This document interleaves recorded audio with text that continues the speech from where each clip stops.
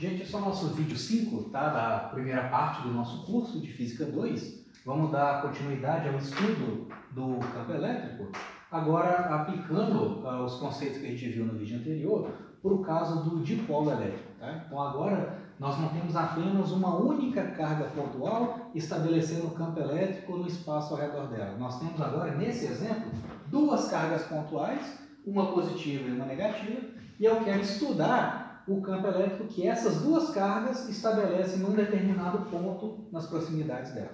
Tá legal? Então esse é o caso de um dipolo elétrico, um sistema físico bastante usado, tá? Então a gente vai falar dele em alguns momentos do nosso curso, né? Em particular nesse estudo do campo elétrico. Quando a gente estiver falando lá de potencial elétrico, nós vamos voltar nesse exemplo também, tá? E vamos juntar os resultados, né? Nesse estudo aqui e lá no caso do potencial elétrico também.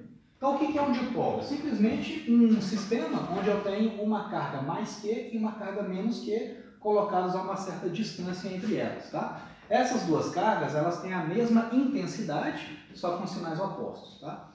Esse Azinho é a distância da carga positiva até o ponto médio, né? E esse Azinho aqui é a mesma coisa, a distância da carga negativa até o ponto médio. Eu tenho aqui um ponto P que está localizado sobre o eixo de simetria desse dipolo, né? Então aqui eu tenho o ponto médio do dipolo e essa linha horizontal aqui paralela ao meu eixo X, tá?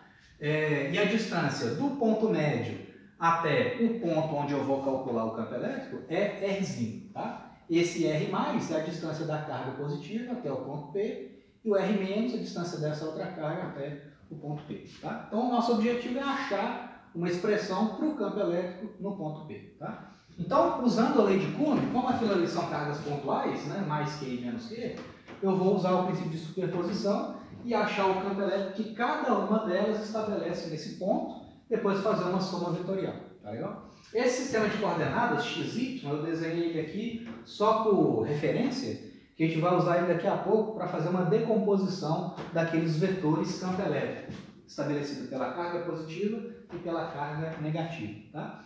Então vamos calcular primeiro as intensidades desse vetor e desse outro aqui, ó. Antes disso, né? Como que é o campo elétrico que apenas a carga positiva estabelece nesse ponto? Eu esqueço a carga negativa e lembro o seguinte, né? Pegando lá o resultado do vídeo anterior, a discussão, né, do vídeo anterior, cargas positivas estabelecem vetores campo elétrico que são divergentes, né? Eles apontam para fora da carga e na direção radial. Então, por exemplo, nesse ponto P aqui, ó, o campo elétrico aponta ao longo da linha radial, né, que separa o ponto até a carga, e qual que é a direção dele? É a direção radial para fora, né? É um vetor que se afasta da carga geradora, né? Então é esse vetor aqui que é o meu E+. Para a carga negativa, a representação é parecida, só que o vetor campo elétrico ele aponta na direção dela, né? Para cargas negativas, os vetores campo elétrico convergem para ela, né? Então, um vetor que é o campo elétrico estabelecido por essa carga nesse ponto é um vetor que aponta ao longo da direção radial e aponta no sentido da carga, e converge, né, para a carga negativa menos Q, ali no caso, né? Então, vamos calcular as intensidades. Agora que eu já fiz o desenho dos vetores, eu quero achar a intensidade deles, né? Usando a lei de Coulomb. Essa representação aqui, gente, esse triângulo aqui, ó, você tem essa base, essa distância e essa distância. Essa distância e essa é a mesma, tá? Esse R+ e R- são os mesmos. Esse triângulo aqui, ó, formado por essa base, o R- e o R+, é um triângulo isósceles, tá? Pela simetria do problema, esse sujeito é igualzinho a esse. Então, esses vetores, E+ e E- vão ter a mesma intensidade. Por quê? Se essa distância é igual a essa e o módulo das cargas são os mesmos, esse sujeito e esse vão ter a mesma intensidade, só que direções diferentes, né? Então, a intensidade do E+ é igualzinho à intensidade do vetor E-, ou seja, o vetor campo elétrico, né, estabelecido pelas duas cargas. E a intensidade de cada um desses vetores vem da lei de Coulomb, né? É 1 sobre 4πε0 vezes a carga Q, né, a carga geradora, seja essa, em módulo, né, carga Q, sobre a distância R, digamos, o R mais, né, ao quadrado. E é isso, né? A direção eu já sei quanto que vale, né? Desculpa, a direção eu já sei qual que é. Ou é essa direção, se for a carga positiva, ou essa aqui, se for a carga negativa. Isso aqui é a mesma coisa que 1 sobre 4πz vezes a carga Q sobre o R menos ao quadrado. Porque a distância R mais ao quadrado é igualzinho à distância R menos ao quadrado, né? Então aquilo ali é a intensidade ou desse vetor ou desse vetor, tem a mesma intensidade, né? Então agora é interessante a gente trabalhar com esse sistema de coordenadas e sabendo a intensidade desses vetores e sabendo esses ângulos, eu consigo fazer uma decomposição de vetores no eixo x e no eixo y, para ver se as componentes x desses dois vetores se anulam ou não, e se as componentes verticais se anulam ou não, né? Então vamos começar pela carga positiva, ou pelo campo elétrico E+, né, estabelecido pela carga positiva. Vamos fazer a decomposição dele, vamos projetar esse cara no eixo x e traçar essa componente aqui, ó. Esse sujeito aqui é o meu E+, na direção x, componente x do vetor E+, né? E vamos traçar agora a componente y dele. Então projeta ele no eixo y e traz ele aqui. Então esse vetorzinho vertical para baixo é o meu E+, na direção y. Beleza? Repara, gente, o seguinte. Se esse ângulo aqui, o ângulo entre a vertical e essa diagonal, né, que é o meu R+, esse ângulo vale θ. Então, olha só, o ângulo entre a vertical e essa diagonal aqui vale θ também, né? Esse ângulozinho aqui vale θ graus. Beleza? E vamos fazer agora a mesma coisa com o vetor E-, né? O campo elétrico estabelecido por essa carga menos aqui. Então, vamos projetar esse cara no eixo y e traçar a componente. Então, esse vetor pequenininho aqui que eu desenhei é o meu E- na direção y, ou seja, é a componente y do meu vetor E-, e vão traçar a componente x dele. Vamos trazer ela aqui, ó, né? Projetar ela no eixo x e traçar a componente. Então, esse aqui vai ser o meu E- na direção x. E- na direção x, ou a componente x do meu vetor E-, né? Gente, quanto que vale esse ângulozinho aqui, ó? O ângulo entre essa diagonal e a vertical. Olha só, você tem essa vertical e essa diagonal, né? Olha só, você tem essa vertical aqui, ó. Você tem essa outra vertical aqui, que é o meu eixo y, certo? E você tem essa diagonal aqui, ó, que é o meu R-. Você tem essa diagonal, né? Esse ângulozinho entre a vertical e a diagonal vale θ. Então, esse ângulo aqui vale θ. Ué, então quanto que vale esse ângulozinho aqui, ó? O ângulo entre a diagonal e a vertical. O ângulo entre a diagonal e a vertical é esse cara aqui, ó. Quanto que ele tem que valer? Tem que valer θ graus, né? São ângulos alternos internos, eles têm o mesmo valor, são congruentes, né? Então, esse ângulo θ aqui é igualzinho a este cara. Então, esse pequenininho aqui, esse ângulo aqui de dentro, também vale θ graus, beleza? Eu vou precisar desses ângulos para fazer a decomposição de vetores, né? O E+ cosseno de θ vai me dar esse sujeito. O E+ vezes o seno de θ vai me dar a componente x. E a mesma coisa para esse cara aqui, tá? Logo de cara, gente, repara o seguinte. Ó, dá uma sacada nas componentes x, esses dois vetores. Ó, o E+ e o E- têm a mesma intensidade e fazem o mesmo ângulo com a vertical. Então, vocês concordam comigo que esse sujeito aqui, o E+ na direção x e o E- na direção x, tem a mesma intensidade em direções contrárias? Então, é óbvio que esse camarada aqui, ó, esse vetor, vai ser anulado por esse vetor. Então, naquele ponto P ali, ó, logo de cara, eu não vou precisar esquentar a cabeça com as componentes x do campo elétrico, porque elas vão se anular. Nesse ponto, né, que está localizado sobre o eixo de simetria do meu dipolo, o campo elétrico total não vai ter componentes x, eu só vou ter componentes na direção y. Né? E mais do que isso, a componente y desse vetor é igualzinha à componente y desse outro vetor. De novo, porque eles têm a mesma intensidade e fazem o mesmo ângulo com a vertical. Então, na horizontal, no eixo x,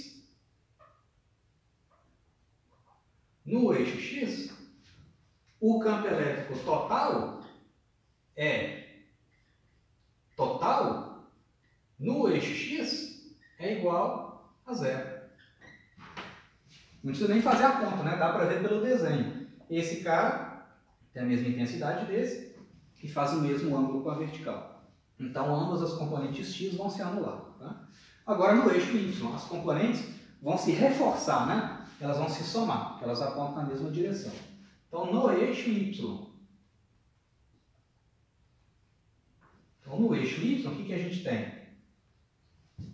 Que é o que vai me interessar no fim das contas. Né? No eixo y, vamos pegar a componente vertical desse vetor E mais aqui. Ó. Eu vou ter que o meu E mais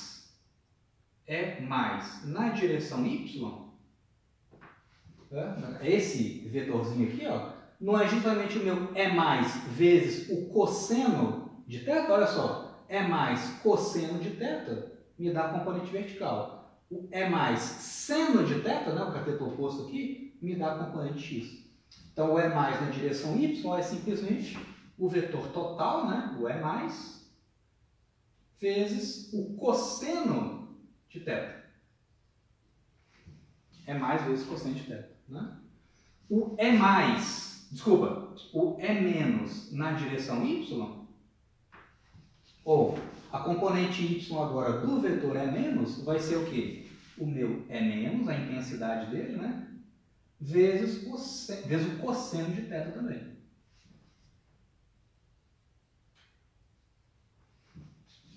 Então, eles vão ter a mesma intensidade, né? Porque o E mais e o E menos têm o mesmo valor e o ângulo é o mesmo para ele. O ângulo com a vertical é o mesmo, né? Então, esses dois caras aqui são idênticos.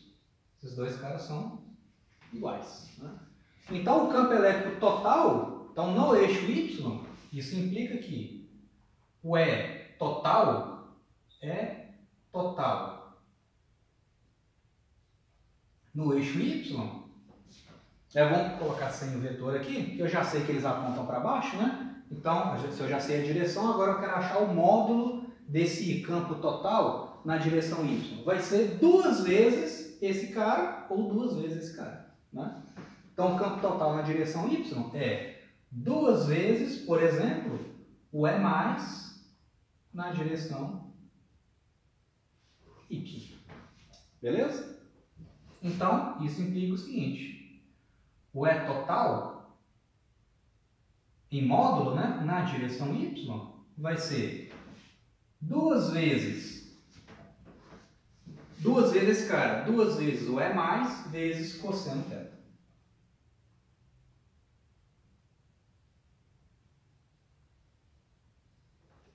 Vamos deixar isso aqui guardado. Né? Agora a gente vai substituir os dados que a gente conhece. Né? Eu sei que o E mais é dado por essa expressão e o cosseno de θ, eu vou usar os dados aqui da geometria do problema para achar uma expressão para ele em termos de R. Né? Então, vamos ver como é que fica. Então, o campo total, o E total, na direção y, vai ser duas vezes esse cara, então, duas vezes 1 sobre 4πε0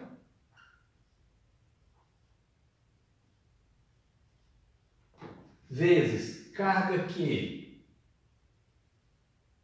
sobre a distância ao quadrado vezes cosseno de θ. Olha só, gente, vamos jogar ali de uma vez a expressão do R mais ao quadrado. Dá uma sacada agora nesse triângulo retângulo aqui, ó.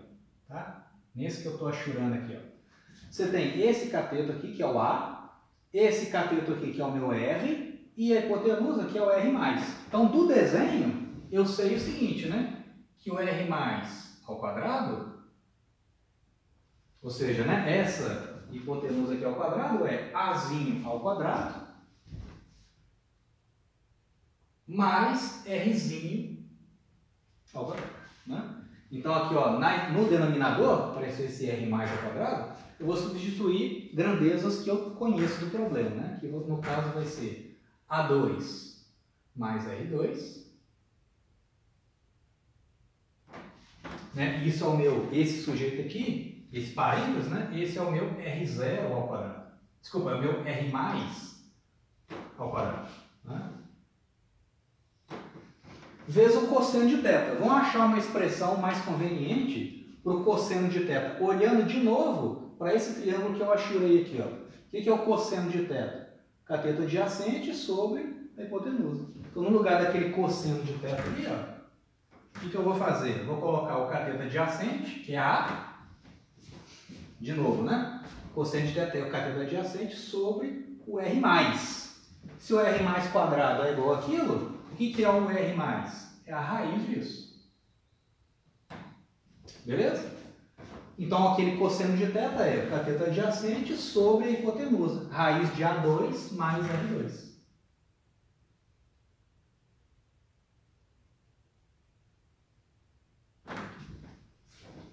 Beleza? Essa raiz aqui, né? Essa raiz é simplesmente o meu R+. Então, como é que fica o campo elétrico total, né? O campo elétrico total, a gente já viu que ele aponta na direção Y e para baixo, né? Ele é igual, o que vai dar aquilo ali? Vai simplificar algumas coisas, né? Esse cara aqui vai simplificar, esse aqui vai ficar 2. Então, eu vou ter 1 sobre 2 πε0.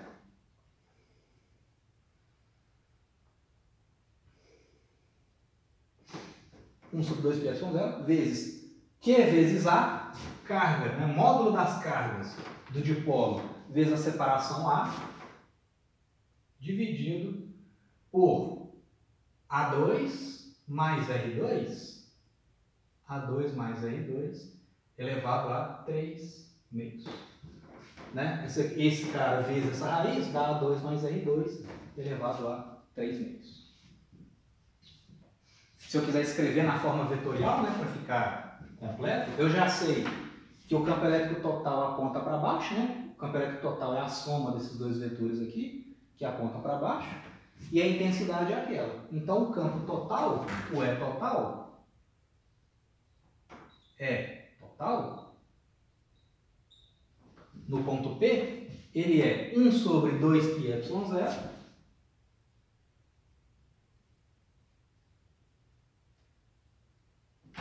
vezes carga vezes Azinho sobre A2 mais R2 elevado a 3 meios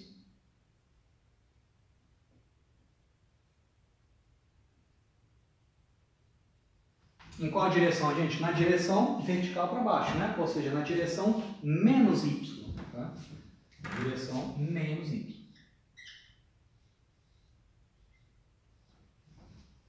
O vetorzinho unitário Y aponta para cima, então menos Y aponta para baixo. Tá? Aqui, gente, o último passo que eu vou fazer, vocês já vão entender o porquê, tá? Eu vou definir uma grandeza física chamada momento de dipolo elétrico. Então, aquela expressão ali está correta, aquele é o resultado do problema, tá? Mas só por uma conveniência, que vocês já vão entender o porquê, eu vou fazer o seguinte, vou pegar essa expressão e vou multiplicar em cima e embaixo por 2, tá? Então, vamos multiplicar o numerador por 2, vou multiplicar o numerador por 2 e o denominador por 2. Eu posso fazer isso, né? Multiplico em cima e embaixo pelo mesmo fator.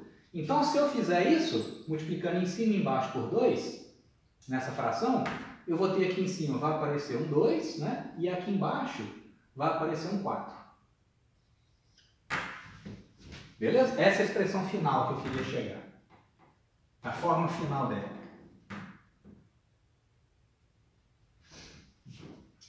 Por que eu fiz isso aqui, gente? Essa grandeza aqui, ó, 2 vezes a carga vezes a área, eu vou dar um nome para ela, tá? Esse 2 vezes Q vezes A, o que é isso, gente? Q é o módulo da carga do dipolo, né? Você tem aqui mais Q aqui e menos Q, o módulo das duas cargas é Q, tá? E o que é 2A? 2A não é a separação entre as cargas, né? Positiva, negativa e positiva. Então isso aqui, ó, essa grandeza que eu chamo carga vezes a separação entre elas,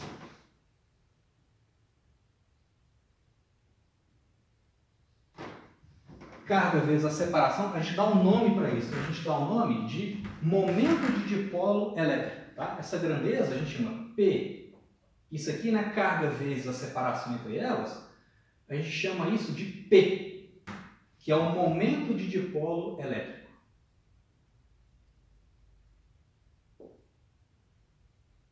Momento de dipolo elétrico.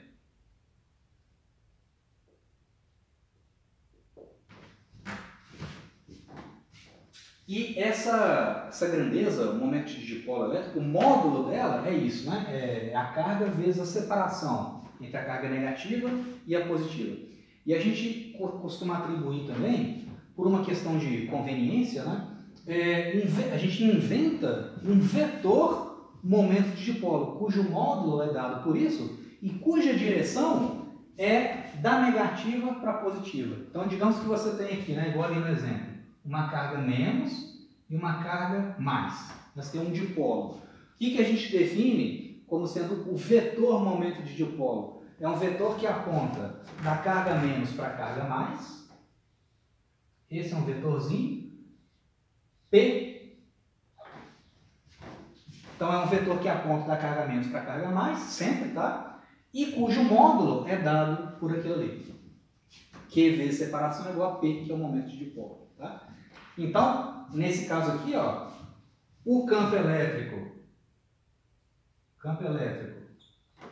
de um dipolo P, partindo ali daquela expressão, o que vai dar? O campo elétrico desse dipolo, né, desse dipolo P, o campo elétrico do dipolo,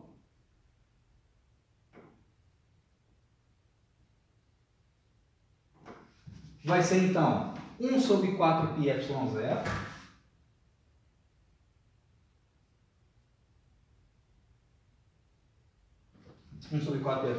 vezes 2QA, que é o momento de dipolo, né, P,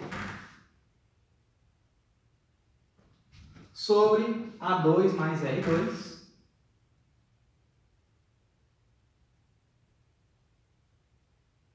elevado a 3 meios, na direção menos Y.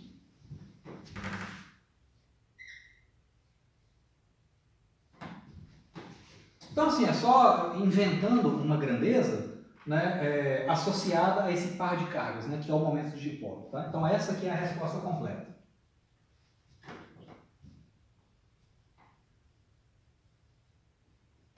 Então, o campo elétrico nesse ponto P, devido a esse dipolo, cujo momento de dipolo é 2QA, vale essa expressão. Tá?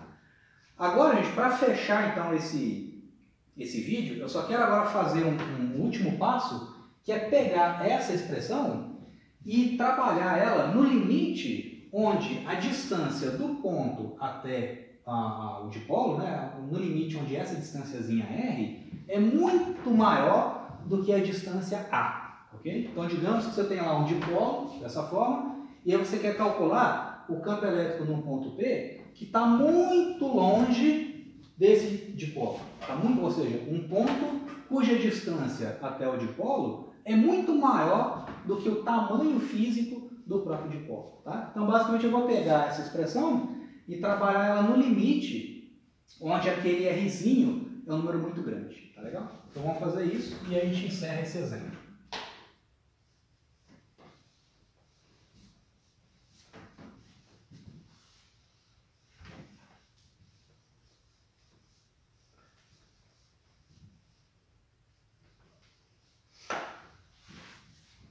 Então, agora, tomando o limite, né? Então, para a distância R, muito maior do que o tamanho físico do dipolo, né? Esse Azinho é uma escala de tamanho do meu dipolo, né? Então, se eu tiver num ponto P muito mais distante do que o tamanho físico do próprio dipolo. Ué, então vou pegar aquela expressão ali, ó. O campo elétrico, nesse limite, o campo elétrico do dipolo ele vai tender, né, ao seguinte valor. Então, essa grandeza vetorial, ela tende à seguinte expressão. No limite, onde R é muito maior do que A, como é que fica o comportamento do campo elétrico? O campo elétrico desse dipolo vai ser 1 sobre 4πε0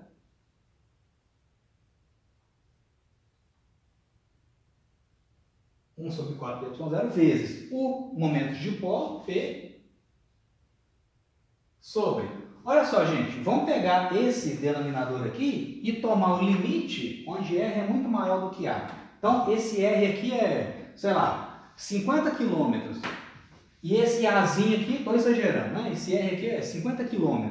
E esse Azinho aqui é 1 centímetro. Estou exagerando aqui só para ficar mais fácil de entender. Ué, gente, 1 quilômetro somado com 1 centímetro, esse camarada aqui, ó, não vai fazer diferença nenhuma nesse somatório. Então, quando esse R é muito maior do que A, esse somatório A2 mais R2, nesse limite, né, o A2 mais R2, ele vai ser o que? A gente vai ser aproximadamente R2, porque esse Azinho é desprezível em relação a R nesse limite. Então, nesse somatório aqui, eu vou ter o A é desprezível, eu vou ter R ao quadrado elevado a 3 meios. O que vai me dar R ao quadrado? Tudo isso elevado a 3 meios. Potência de potência, né? Você vai ter R, multiplicando essas duas potências, né? Vai ficar o que, gente? R elevado ao cubo. Na direção menos Y. Na direção menos Y.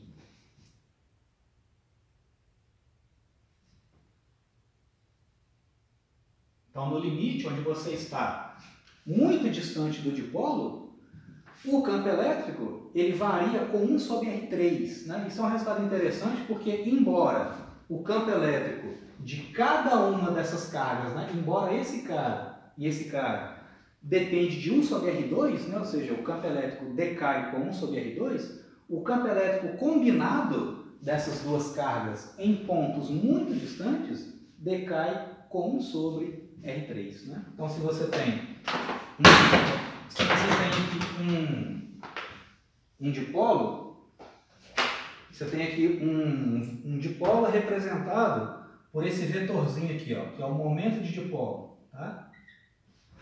E você quer calcular o campo elétrico que esse momento de dipolo estabelece num ponto P, muito distante dele. Esse campo elétrico aqui, nesse ponto, a gente acabou de ver que ele aponta para baixo. Ele aponta para baixo.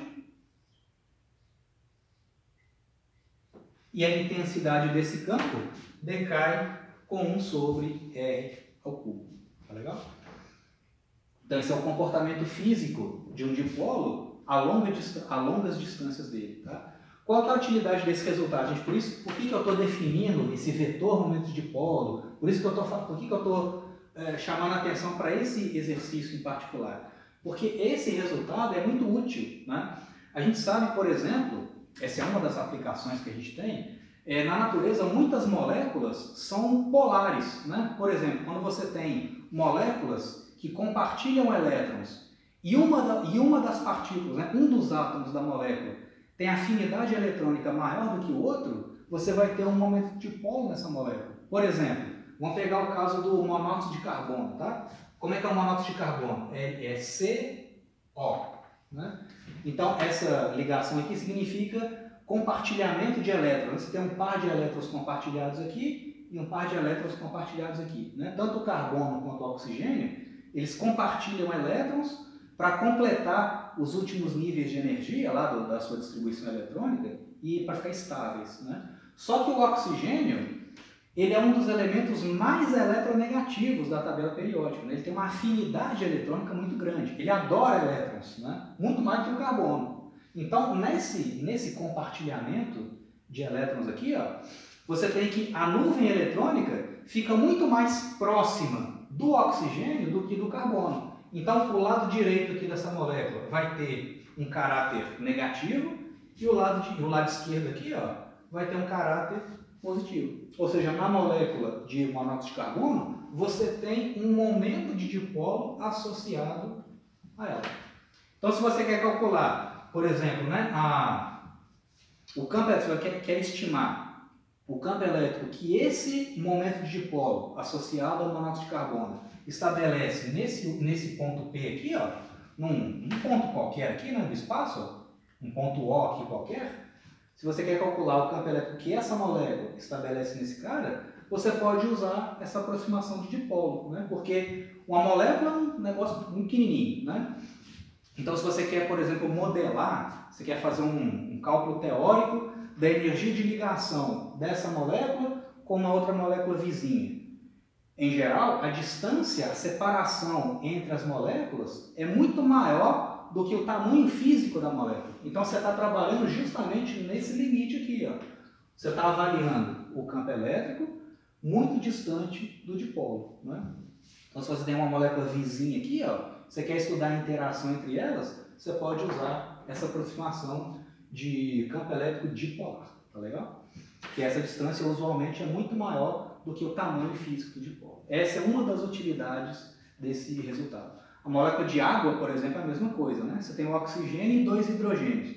O oxigênio tem a afinidade eletrônica maior, então ele fica mais negativo, os hidrogênios ficam mais positivos, você tem um dipolo também, né? Você pode usar esse resultado também para estudar teoricamente, né, as interações moleculares, beleza? Então esse é um exemplo de cálculo de campo elétrico para cargas discretas, né, cargas pontuais. No próximo exemplo, na verdade nos próximos 2 exemplos, eu vou trabalhar com distribuições contínuas de cargas, né? Eu vou pegar um conjunto de cargas pontuais e vou distribuir num sólido com um determinado formato, né, uma determinada geometria, e achar o campo elétrico no determinado ponto, nas proximidades dessa distribuição de cargas. Tá? A gente faz isso então no vídeo 6.